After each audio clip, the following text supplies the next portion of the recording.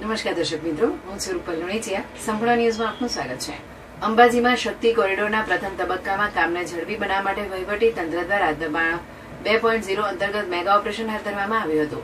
Deputy collector, SDM અને 4 ડીવાયએસપીની સીધી દેખરેખ હેઠળ શહેરના વિવિધ વિસ્તારોમાં વિશેષ ઝુંબેશ ચલાવી 30થી વધુ કાચા અને પાકા બાંધકામો દૂર કરવામાં આવ્યા છે. મળતી માહિતી મુજબ અંબાજીના 4 અલગ અલગ વિસ્તારોમાં ABCD એમ 4 સ્પેશિયલ ટીમોની રચના કરવામાં આવી હતી. રેવન્યુ વિભાગ, ગ્રામ પંચાયત અને માર્ગ અને મકાન વિભાગની જમીન પર આવેલા દબાણોને દૂર કરવાની કાર્યવાહી હાથ ધરાઈ હતી. અગાઉ રબારીવાસ વિસ્તારમાં 85 જેટલા દબાણો દૂર કરવામાં આવ્યા બાદ ફરી એકવાર કોરિડોરના માર્ગમાં નડતરરૂપ બાંધકામો પર તંત્રનું બુલડોઝર ફરી વળ્યું હતું. સમગ્ર કામગીરી દરમિયાન કડક પોલીસ બંદોબસ્ત ગોઠવવામાં આવ્યો હતો, જેના કારણે કાર્યવાહી શાંતિપૂર્ણ માહોલમાં પૂર્ણ થઈ હતી. ખાસ વાત એ રહી કે દાયકાઓથી અહીં વસવાટ કરતા પરિવારોના મકાનો દૂર કરવામાં આવ્યા છતાં કોઈ વિરોધ નોંધાયો ન હતો. ઘણા પરિવારો છેલ્લા 50 વર્ષથી વધુ સમયથી અહીં રહેતા હતા અને તેમની અનેક પેઢીઓએ આ વિસ્તારમાં જીવન વ્યતીત કર્યું હતું.